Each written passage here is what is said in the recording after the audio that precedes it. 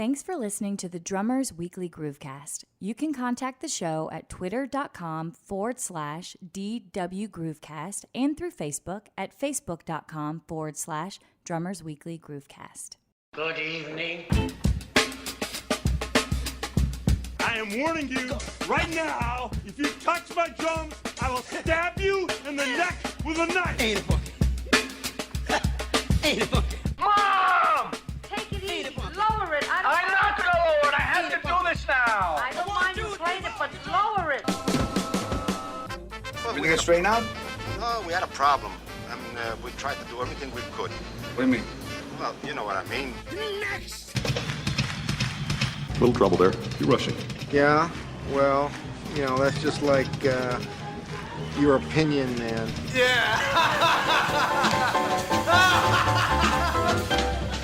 All right. John, I can't believe it, man. We're actually doing this thing. We've been talking about it for a little while, and we're actually sitting down here at my kitchen table. We're going to do a podcast. It's exciting. Schedules be damned. We are very, very into the idea of discussing working drummers' plight, and want to by all means make it clear we want to invite you to be a part of this, however it grows in whatever way, shape, or form. So it's sharing and caring. Yeah, I like it, man. Yeah, I think John and I have been talking about doing this for several weeks, and really kind of the purpose of what we're trying to do here is a little bit different from some of the other podcasts that drummers generally tune into. This is going to be much more of a topic-driven podcast, less on interviews, although I think as the podcast grows, we will probably be interviewing some people. We've already talked about that. But we're really, what we want to try to do is just kind of talk about different things that we encounter on a daily or weekly basis, and just general topics that we think are important, and more importantly, interesting to other drummers, and entertaining as well. So we're going to have fun with this podcast as well. So we're going to do all kinds of goofy and crazy things. I love it. Yeah. There's certainly much to be discussed, and some of it's going to just be common sense, some of it's going to be practical, and some of it's just going to be venting, to be honest with you. We all can use that on occasion. But by all means, as Phil said, you know, we want it to be entertaining and something you look forward to. So that being said, your input could be huge in all of that too. Feel free to contact us and jump in on this discussion. Absolutely. We want to hear your input. We want to hear things like what you would like to hear, if there's some specific topics that you would like for us to cover, and also if you have any questions about anything that we talk about as well, or just any kind of amplifications about it. And with that being said, something else we're going to do with this being a topic-driven podcast as opposed to primarily an interview-based podcast, we're going to do some different segments along the way as well, and that is up for discussion as well. We would like to hear if you've got very particular little segments that you'd like for us to cover. Like, for example, closer to the end of the podcast today, we're going to actually talk about a topic that's kind of near and dear to John and I, our collective hearts. We're going to talk about underappreciated or kind of under the radar drummers, and it's the kind of thing that some guys don't even know these drummers exist, and some guys know the name but maybe not be quite aware of, you know, their catalog and their importance and what we do as drummers. So we're going to do that, and eventually down the road also we're going to talk about things like underappreciated drum tracks as well. So, you know, those are some of the kind of segments that we're going to be working on. Absolutely. The other thing that I know we all share a great passion for is gear. We'll get into plenty of that, Phil and I both being what some people may say sick about. I like nylon tips. Well, anyway, there's that humor they were that we had discussed, because that's just silly. But nonetheless, that's just my prejudice coming out. But gear, you know, It could even be into like what vehicle works for you and all kinds of awesome stuff like that. And it's going to be opinion driven often, so just keep your wits about you. Don't get too worked up. Our opinions, though, will not be driven so far as the fact that we will not accept sponsorships and our advertising, though. I would like to throw that out there. So, especially if it's food. Uber Eats. But that's just my opinion. It's my favorite. Yeah. But yeah, so hopefully you guys get a little bit of an understanding of what we're trying to do here. We're in the experimental phase of this podcast, the burgeoning, the hatchling phase, shall we say, of the podcast. So, bear with us. We're growing. We're figuring out what we're going to do here and whatnot. So again, feel free, join in with the crowd, with the cool kids. And please let us know what you feel about or what you like, what you want to hear, how you feel about things, and we will be happy to ignore you if need be. So, topics. We have discussed many, and advertising's good. Yeah. There's going to be a lot of interesting discussions, and one that came up that we have decided to kind of open up and discuss initially is the ever popular stage bully. Oh, yeah. These guys, man, they come in many different shapes, forms, sizes, and names. This is so true. And by all means, how we as individuals deal with a stage bully can get really interesting. And I think we both have experience in what's effective and what's not by way of managing that. And I know personally that as years have gone on and I've been humbled by this business, my first experience with stage bullies is to kind of meet them in the middle as opposed to just shutting them down, screaming and yelling, and this ego-driven response. But maybe the best approach initially would be to kind of understand where their bullying's coming from. Oh, absolutely, man. And I'm going to tell you this: when you and I first started just throwing some topics around, and this kind of just came to the forefront, man, this is something that, man, it damaged me. I'm going to be straight up honest with you about it, and it damaged me fairly significantly from a standpoint of creating a lot of self-doubt, man, with not only my playing, but just what am I doing? What I mean from a standpoint, is this path of my career even valid? And so let me tell you, this is a topic that it means a lot to me, because it's the kind of thing that understanding where somebody is coming from on being a stage bully, like you said, it has different meanings to different people, but like I said, to me in particular, like I said, it was a very damaging thing that ended up happening to me that I had to, quite honestly, forgive myself and a lot of other people, when it came to that. And honestly, I think that most of the people, or the people that I'm thinking of in particular that I consider to be my predominant stage bully, so to speak, didn't even know they were doing it. Yeah, that is incredible. And I've run across some individuals that definitely, a perfect example is I worked for a singer who was notorious for just wearing out a drummer. Just been there. Just absolutely relentless in ways that like affected people I looked up to that had maybe played that gig prior to me. Mm-hmm.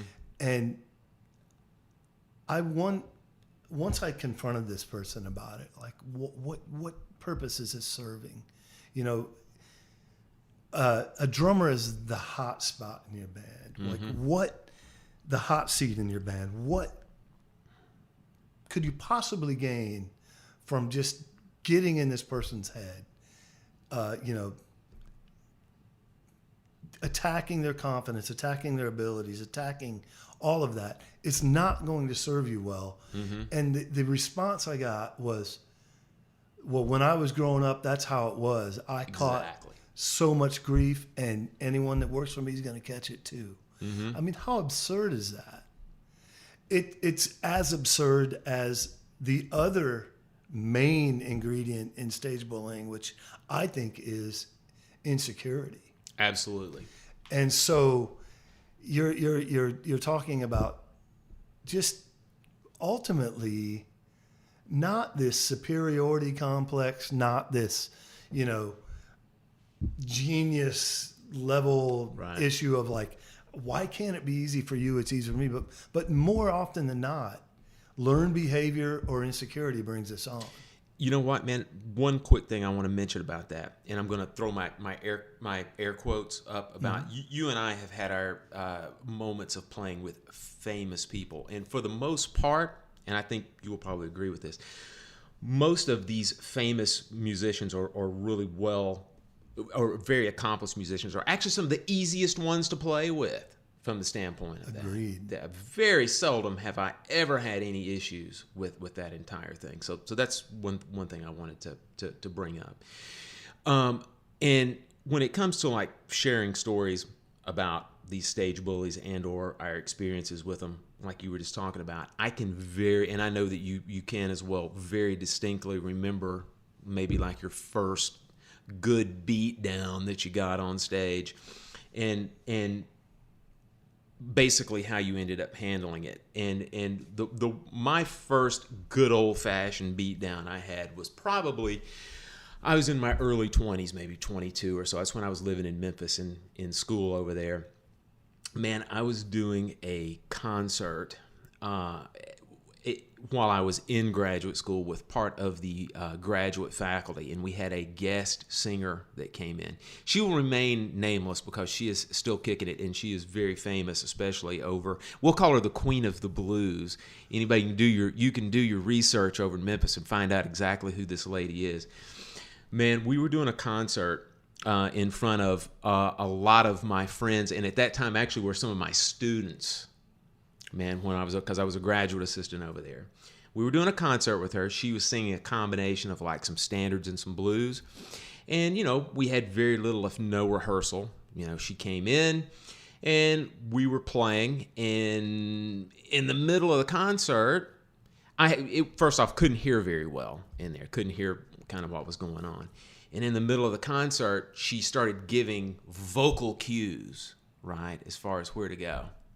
And one of them, which I didn't know, which was a Memphis thing, was "to the floor." You know that one, John? No, I'm losing that gig. Yeah, right. To the floor basically meant break it down, get very, very quiet. And so I didn't know, man. I kept going. Mm-hmm. And then, you know, she said it again, "to the floor." And I just kept going. And so she made it a point then to walk right over in front of me and school me right in front of everybody. You know? I mean, talk about humiliating when you've got, you know, all your friends out in front of you. And this, you know, different versions, and it just kind of progressed as we went along. And I just played along, you know, being the 22-year-old green version of what I am. Of course, I learned from that, but let me tell you, man, I just want to say this, I did not handle that well, though, after that, from a standpoint of, you know, I handled it by avoiding it. Sure. Is exactly what I did, man. I mean, I buried that sucker, and I'm going to tell you now. Yeah, it's just emotional survival. Exactly. Versus, yeah. And the rest, needless to say, the rest of that concert did not go very well from that standpoint. You know, it is incredible how psychologically, you know, these things can be so I guess the word would be crippling in the moment. Yep. Because you're put in this position where not only are you dealing with embarrassment, but you're also dealing with the insecurity of your abilities and the need for approval, and all of these things come together in what a lot of people don't understand is this heightened environment. Yep. Your reaction to everything when you're playing it's not terribly rational. Good and bad, positive and negative. The euphoria of an amazing solo or an incredible lick or a groove that's just undeniable, where you just feel untouchable, and then on the opposite end, right. Just where you're just completely humiliated on stage, and what it can do to you is something that, like you talk about the best athletes. Mm-hmm. It's here and it's gone. You forget it. You move on. Well, that's I think in creative people, that's a lot more difficult to do. It's just something that, and I say that because it's not just the gig, but that experience could affect you for years. It did me. There you go. And and how you recover from that is just there's no guidelines or self-help books that are really going to help you in getting past that sometimes. And I wish I had a quick and easy answer, but we're talking about individuals, and we're talking about insecurities, and we're talking about such a personal and emotional situation that, we can only talk about them in the sense that, hey, try to think about where it's coming from versus how it's affecting you, solely how it's affecting you. But why did that person feel the need to undress me? Oh yeah. Mm-hmm. To that level. Well, you were hitting on a topic a few minutes ago, and I mean I'm going to say this, and it's going to sound somewhat trite, but I mean it's very true from the standpoint that most musicians are sensitive folk. Amen. We're sensitive folk to begin with. Almost all of them. And when you take a sensitive person, right, and then you are at the height, like you said, of sensitivity, which is, your brain is on 12 from a standpoint when you're playing, right? Mm-hmm. Emotions are heightened even more at that standpoint. So that's why it can be, either the euphoria of the high, it makes it even higher, so to speak, or in the term of this kind of humiliation, this stage bullying kind of thing, it makes it a low, so to speak. Your senses are on edge, man, at that time. Much less if you're like me and you suffer from anxiety, to crippling anxiety. Yeah, it's everything is just absolutely heightened, and I mean it's like frayed nerve ends. It's like that. You don't manage that. Right. In the moment, it's so difficult, especially for creative, sensitive people. And so in discussing it, trying to have some rational perspective, though it may not help you in that moment, right, moving forward, it's kind of important that we discuss, which something that inevitably is going to come into play with almost everyone in a musical setting. There's just it's impossible to avoid, right. I think. Yeah. As a working musician, at least, in the idyllic situation of a band, or like these working situations that really the chemistry's right, maybe you're avoiding it on some level, but in a working situation, inevitably you're going to run into it. Right. And before we get to what I would like to call my cure, or at least how I started overcoming this, mm-hmm. one other thing, if having one stage bully is not bad enough, I actually ran into a situation of having a band of stage bullies, or or a group of, when you're An like all-star group. Exactly. An all-star group of darkness. Yes. You know what I mean? Like when you sit in with an established group of people and they all are equally dark or equally bullying, that's when you hit the height, or shall we say the depth, of crippling self-doubt, which not like we need any more of that being musicians, right? No, sir.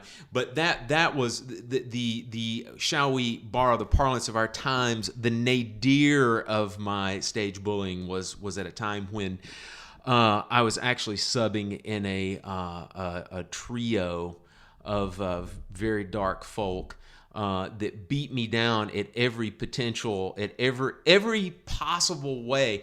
It's too fast. It's too slow. It's too loud. You're too soft. Go to sticks. Go to brushes. Couldn't leave anything alone. You know what I mean? It was one of those things where and I think it was a combination of trying to help too much and a standpoint of also I'm gonna show you who's running this gig. Control. Because absolutely. Control is truthfully how the greatest music's been created, right? Wait. Absolutely. Maybe not. With the exception of Miles. Yeah. Shut up. Yeah. Control is just ego, again, probably insecurity. Yep. But it is amazing to me that people can, in a creative and a collaborative environment, that someone thinks that is going to effectively translate into art or entertainment or whatever in between. It's just, I don't know that some of those guys actually think that, more than it's just like you said, they're wanting to impose their will. Certainly. And and don't care necessarily about it. As a matter of fact, one thing, a very, as an impressionable younger musician at that time, when I was getting beat up by this trio of fellows, I remember a very, very interesting comment that a piano player said to me one time when I was trying to. I was talking to this guy who was actually the proverbial wolf in the sheep's clothing, because he was giving it to me just as much as one of the other guys. He was giving me sage advice about this bass player that I was playing with. He was like, it doesn't matter anything you do. It's just, don't play any fills. It's just, all he cares about is time. He doesn't care about the music. He doesn't care about, just play time. That's it.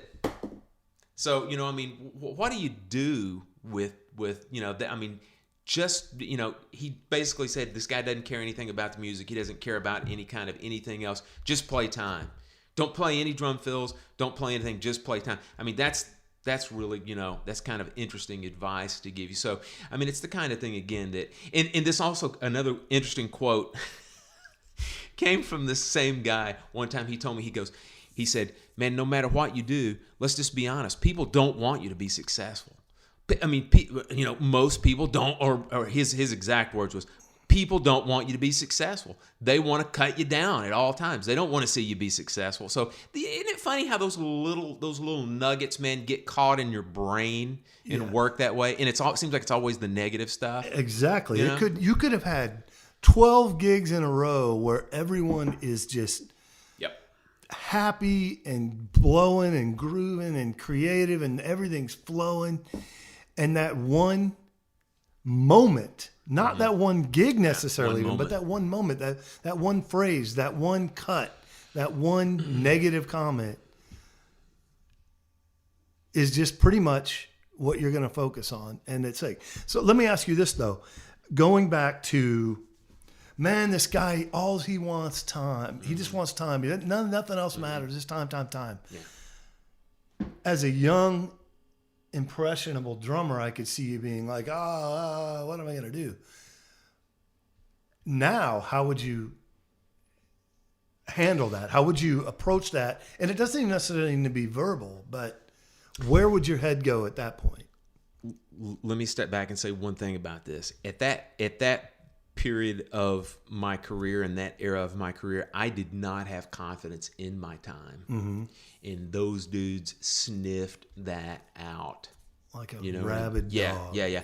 And again, another one. Again, boy, I come back to these negative quotes that these get, but these little things are I'm pulling them back out of my subconscious, John. And I intend to wreck you and take your gigs. So let's just keep going down this side. And I remember this guy saying one time, this piano player, not referring to the bassist, but I remember this piano player saying, "Man, whatever you do, just listen to my time. My time is." He was saying how great his time was. So follow me on my time. That's what every drummer wants to hear, is follow me on my time. Yeah. But John, to go back to answer your question about how I would approach it now, let me say this. The way that I would approach it now first has to do that I have significantly more confidence in just my overall playing, and especially my time feel, man. I feel very good about what I'm doing right now. I'm in a much better place mentally. And part of that comes from, at that time of being inexperienced, one of the ills that I suffered from was I had issues with preparation. I wasn't nearly as prepared as I should be. So therefore, that bred some lack of confidence with that entire thing. So the way that I would approach it now, man, is I would absolutely take it from what that source actually is. You know what I mean? In other words, trust or at least I should say, take it for who it's coming from. You know, trust your own instincts, and I would definitely trust my own instincts now. And I would definitely play with more confidence as well. To be, you know, that's the other thing. I would try to, as far as my time feel goes, I always like to say I don't like to impose my time feel on anybody. I don't like to impose the way I play. I like to invite, you know, people to play. I like to have a groove, whether it be, you know, a straight eighth groove, or a Latin groove, or a swing groove. I like my beat to be inviting. I like it to be something that whenever I state the time, I want to say, hey, here it is. I'll make it a wide enough groove, make it a big enough groove. Come play. Let's have fun. Let's do this. That'd be the first thing that I would do, man, is I would try to state time in a very confident manner, but also a very inviting kind of manner, you know? And you know, from that point on, if I've got confidence in my time feel, and I've got confidence in what I'm playing stylistically, in other words, that I am confident with the vocabulary of the music that I'm playing, and I'm playing it authentically,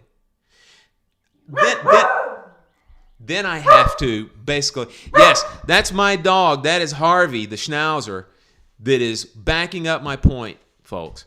You tell him, Dad. Yeah. And so what I would have to do from that point on is, again, I would have to consider the source from where this is coming from, you know, and then if we disagree, we agree to disagree on that. And but we have to do it from somewhat, you know, we have to be Switzerland here also. We can't, you know, completely and totally just obliterate the music because this is where I'm stating the time. No, this is where I'm stating the time. We you know, we have to meet somewhere in the middle with this entire thing. Here's one thing that I think can be overlooked in that the heat of that, especially with a young player or inexperienced player or what have you. But to answer my own question about where I would come from in that situation, I have the ability now, in this diplomatic sense, to kind of placate, like almost like let them think I'm giving them what they're saying and all that. Still have my ears and trust my instinct. Yep.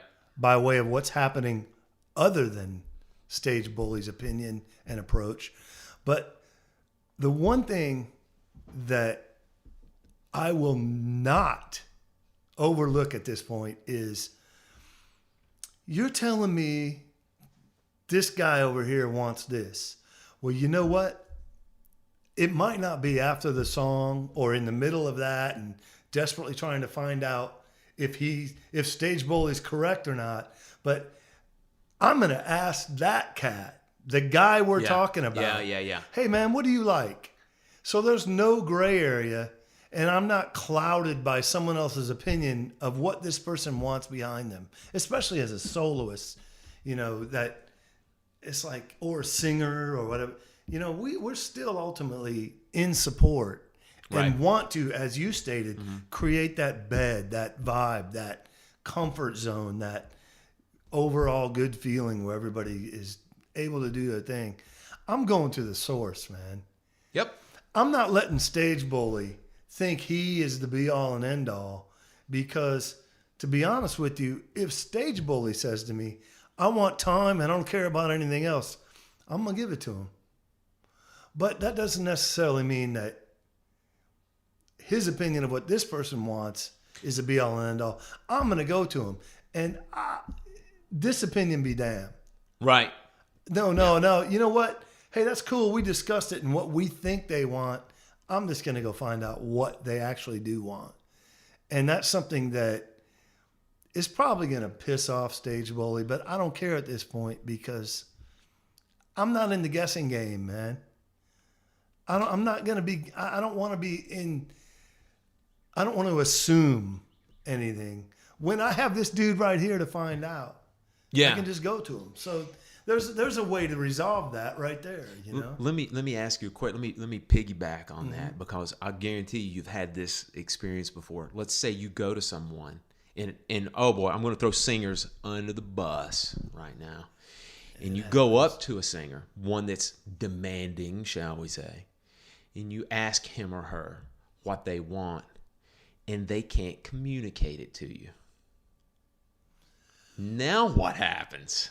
Well, that's when I go back to instincts and experience. And like a perfect example is if someone wants a song so fast that it just loses all magic, all groove. Becomes a different song. All swing, anything. Then I think you have to take it upon yourself as an established and mature player to be like, hey man, meet in the middle, compromise, what have you. But you've got to at some point say, look, you can't even tell me ultimately what it is you want. Right. I can only go by my instincts at this point to say, this song is losing all that is important in making music. So I need to ratchet it back here. I need to try to get you to diplomatically try to get you to see where I'm coming from with it.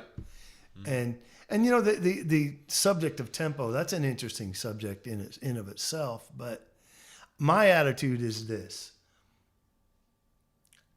hit songs, which we often are recreating, it's not by accident. Some ridiculously established producer and the cream of the crop of musicians ended up at this tempo. So to take it 12 BPM faster might be not only just insulting to all that was the creation of this song, but to these people who probably know significant amounts more of music and groove and feel and what translates this song into its hit status, for lack of better terms. It's like, come on, man. But John, if we don't play it faster, they won't dance. Yeah. Energy derives from tempo, right? No. But yeah, they won't dance, or I'd have to hold out notes. Oh, yeah. Heaven forbid. Yeah, we're not playing a ballad now. That's okay. I don't have to hold out that note. Yeah, that's never happened on any of those great R&B tribute shows, right? Oh. Yeah, those PBS. Yeah. Yeah, it's funny. Someone told me they think that some of that is born out of the old road trip shows where a label would go out with multiple acts and they'd have to get their hits in. And I think, there's some validity to that. But I also think a lot of times it's either control, their insecurity, having to hold out, phrasing, all of these things come into play too. Yeah, you get some of these older for lack of a better term, what are now nostalgia acts. Some of these ladies and gents are in their 70s and 80s, you know, and trying to do some of the things they did when they were 20, you know, or 25. Yeah, so that's that. And speaking of stage bullies, you know, it's always the ones that have an MD who can't communicate anything or doesn't care. Yeah. Or a book that is the biggest joke known to man, with more scratches and half pages and dog ears and illegible nonsense that have the worst attitude. Yeah, these incredibly light photocopied 300 time charts that have come pin on, markings man. on them. Yeah. Have your book together, have your MD together, and if I'm still not giving what you want, you know, maybe there's some room for a little attitude, but are you kidding me? Yeah. Give me the tools to give you what you want before the wrath is upon me. Absolutely. Absolutely. So, you know, again, to me, the cure for a lot of this stuff, it's definitely inward reflection. In other words, figuring out as a musician, as a drummer, what you need to do to be confident enough to be able to bring something to the table. Like I said, like you mentioned before earlier, everybody's a little bit different. My cure was of course a maturation process that had to do with preparation, and you can use that in virtually, you can use preparation as like virtually a blanket statement. Being prepared with my time feel, all different tempos, playing with a click, playing without a click, being able to play virtually every style that you're going to be called upon to play, being able to play it confidently and authentically, you know, being able to draw upon that and have the confidence to do that. If that's probably 3/4 of the battle. Yeah. You know, that, you know, for me it is, you know. I'd also say, and especially as drummers, that just on a social level, really learning how to navigate personalities and all that, because, you know, you are that's a good thing, the foundation. But I mean, just in regards to stage bullies, there could be one guy where you just bark them down and they back off, like, you know, the dog who smells fear. Well, if you like just get back in their face, that might resolve some of the issues. But there could be, you know, a person who that isn't going to work with, and maybe a more diplomatic approach, or just communication, or even letting them think you respect their opinion, even if you don't. Yeah, you know, that could solve some of it. So there's definitely it's a gray area in, there's no one approach to it and all that. But I think as drummers, we owe it to ourselves to really try to go the extra step in dealing with different personalities, and how to communicate with those is something that's going to serve you well. And you're never going to be hit a home run 100% of the time, but just having that willingness and ability, and that you know, selflessness to try to read situations, right, more than the guitar player over there that's kind of doing his thing. You know, that's really something that I think we all should think about, man. Like, I need to be less wrapped up in my ego and maybe trying to figure out where people are coming from. And I say that to resolve the situation or to communicate, not to give in necessarily, not to lay down, but just to figure out what's going to make the situation work. Right. And you know, to kind of come full circle and do a little bit of a callback, something that we were mentioning much earlier in the podcast, is that and to give everybody some hope too with this entire thing, and make everybody feel good about it, is that for the most part, when you start playing, or when you're playing with musicians on a higher level, you know, take that for however whether they're famous folk or just very high level musicians, the majority of the time you don't have to deal with this stage bullying quite as much, or even at all.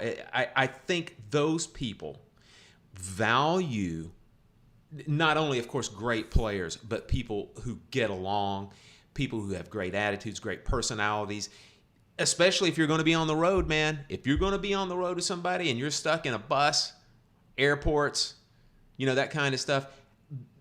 How many times have we heard it that there are many, many artists that will take so-called lesser players, that have great attitudes, that can get along and get the job done and not have to worry about drama.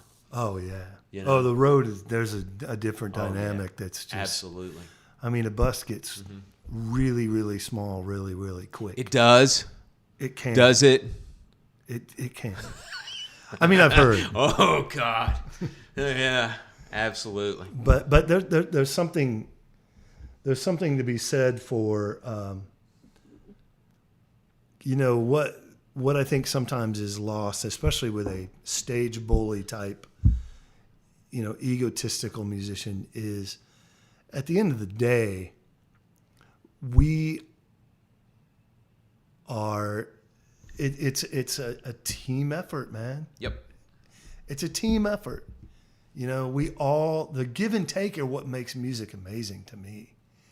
Because if it was just one person, like calling the shots, then although it would be awesome, Quincy would just make every record, right? Yeah. Although it would be awesome, and he's probably the most qualified, but no, all that to say, man, the beauty of every situation I've ever enjoyed musically is that mentality of give and take, compromise, respect, and ultimately a team approach. And the most magical music, that's what happened. Maybe with the exception of Cream. But other than that, I mean, it really, that's that respect, and that banter and that give and take and that just communication and that's what makes music amazing to me. I mean, historically, to kind of piggyback on what you're saying, historically, supergroups have been flops, and some of the greatest music of our time, regardless of genre, has always started out as just like you said, team efforts, and a lot of times, where the total sum of the parts, are greater than these individual, mega players. No question. Because Ginger Baker and the Beatles. I like that era of the Beatles. It's a very fertile period for those guys. Yeah. So right now, I'm going to podcast bully you if you don't stop that insane sarcasm over there. I'm patting Harvey.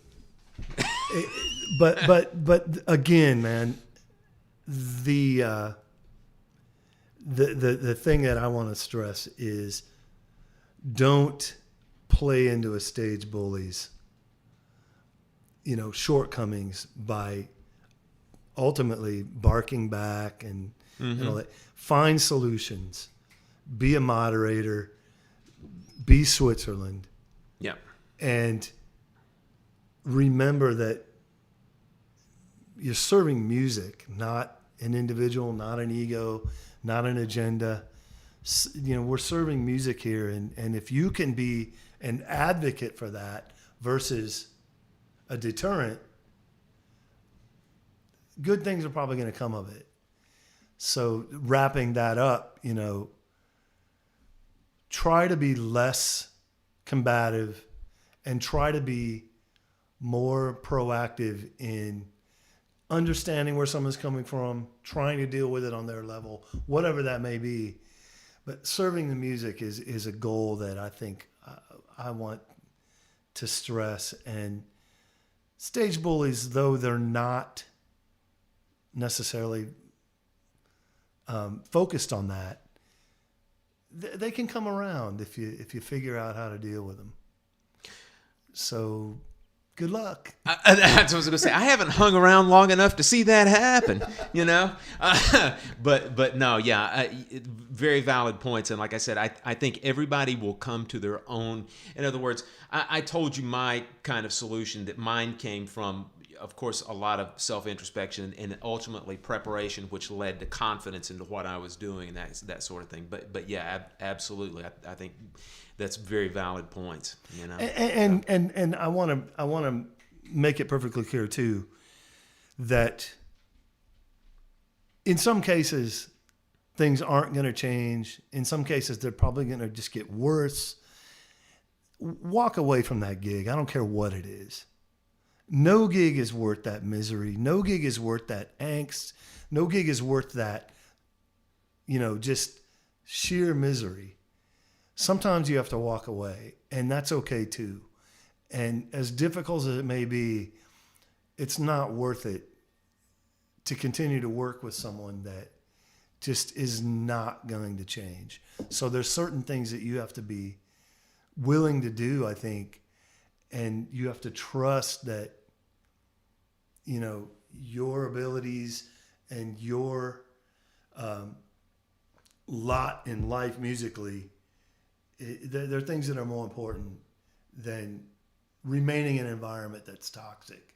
So do what you can to make things as good as it can be, but also know when to walk away. Vinny left Zappa. And he's an underappreciated drummer, right? Yeah, I wish more people kind of chime in about that guy. Yeah, But anyway, talk about segues, man. I forced that sucker in there, didn't I? I guess.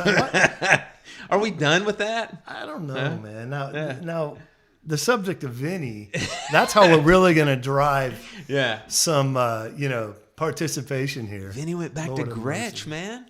He did.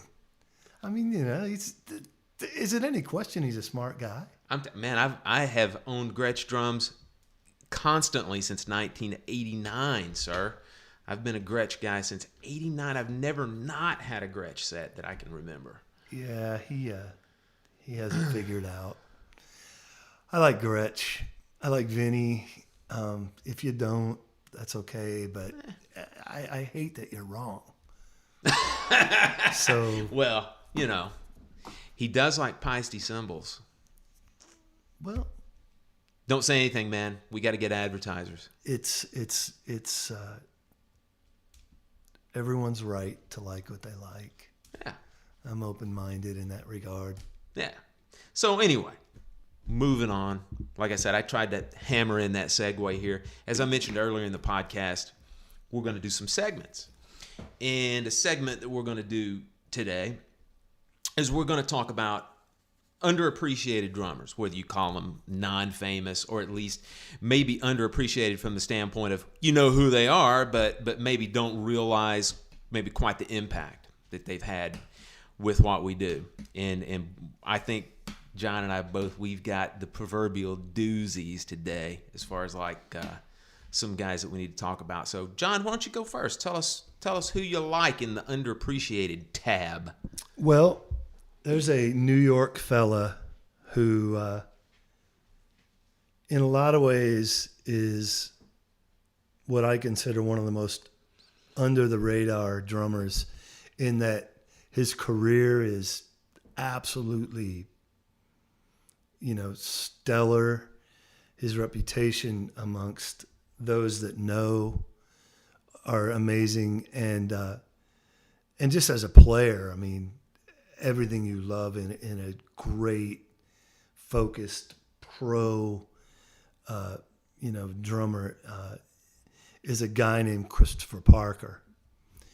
And there's going to be plenty of you that roll your eyes like, oh, Christopher Parker. But I promise you, there's a lot of people that don't know. And Chris is, he was just ridiculously busy in New York in the 70s and 80s. A lot of great gigs, but not necessarily high profile. And the first one I'm going to mention is high profile now in a lot of ways, but Saturday Night Live.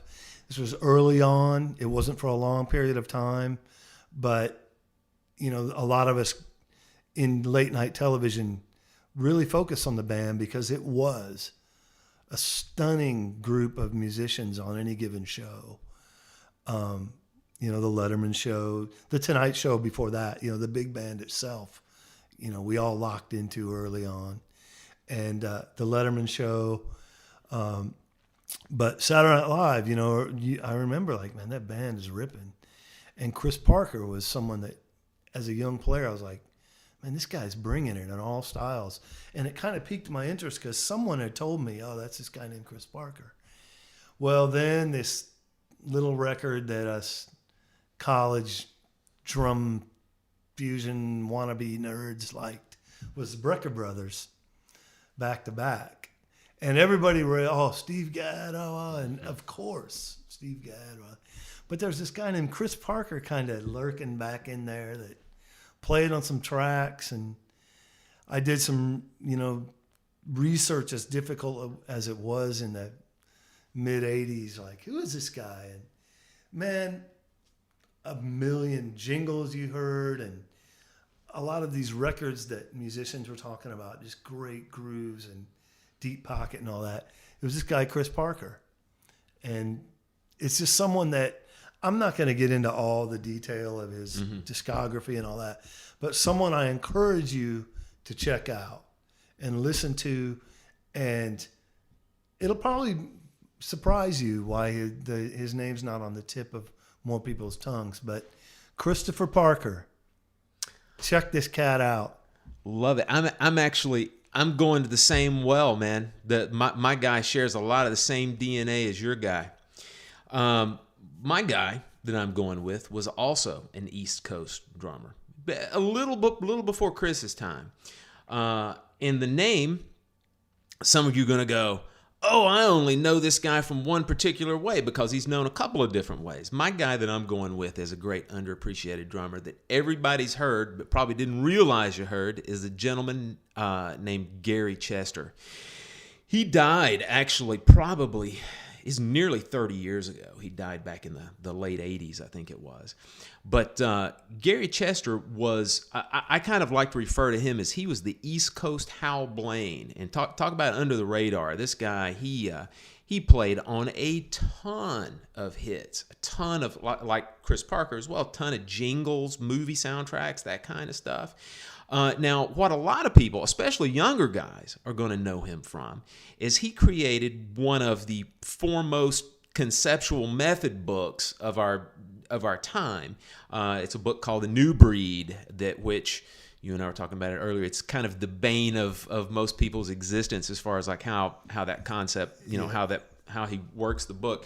But basically, I think when you talk about that book real quickly, then I go back to his playing career, is that book, for lack of a better term, was sort of the new modern straight eighth version of kind of the Alan Dawson approach to independence, and through different styles. Like Alan Dawson would use the Ted Reed syncopation book, have you work on all these different styles, and then have a certain reading line, right, that you would read either on the snare drum or like on the bass drum or hat or something like that. Mm-hmm. Well, the Chester New Breed book was similar as well, in a straight eighth note version, where you would end up playing basically different types of grooves and then have a reading aspect where you would actually either read it on the bass drum or snare drum, that kind of stuff.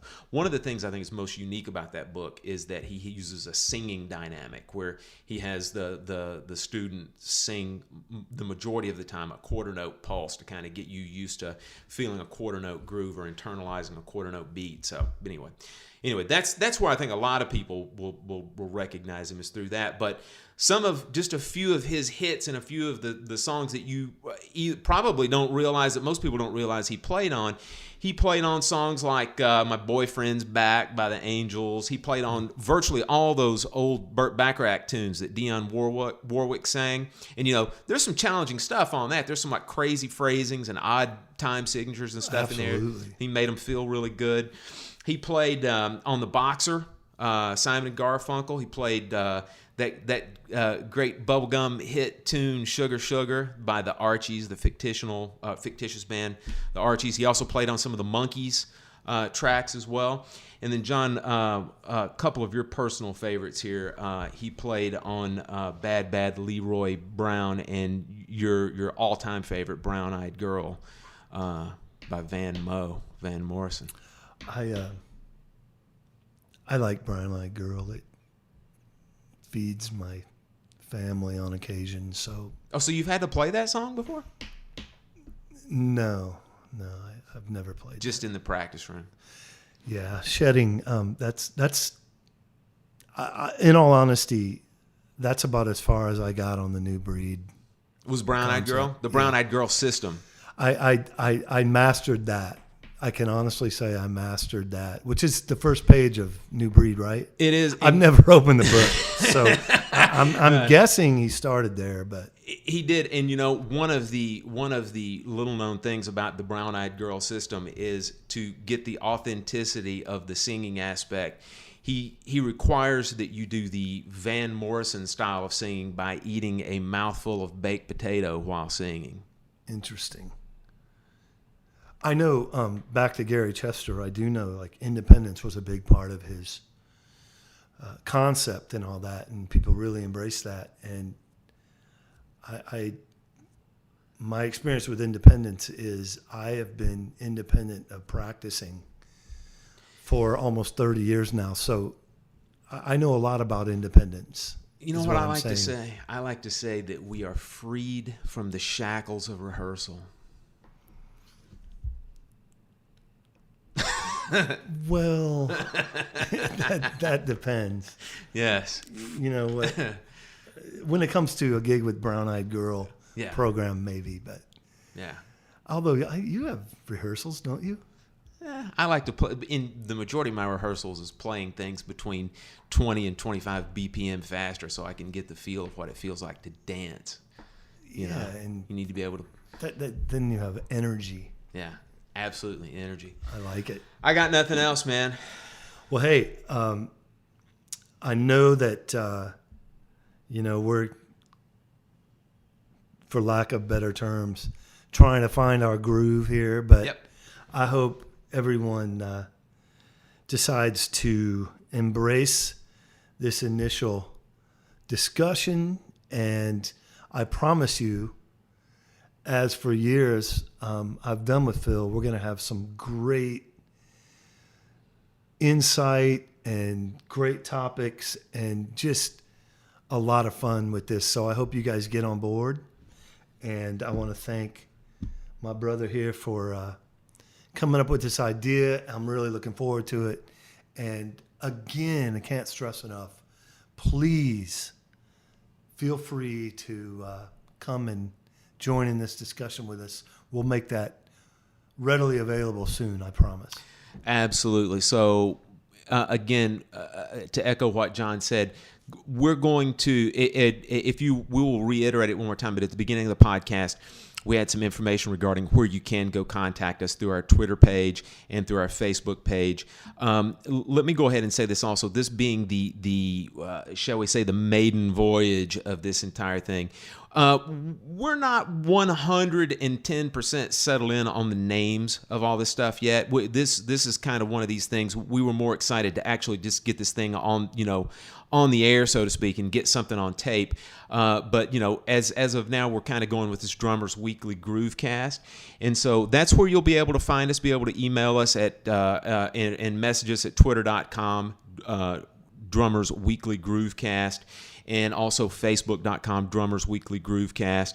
And like I said, feel free to reach out to us. We will get back to you as soon as possible. We're going to try to address them on the podcast, especially the more compelling questions. And you never know, if we've got some time, we will try to get back to you directly, just try to message you back as well. So, had fun, man. Peace. See you later.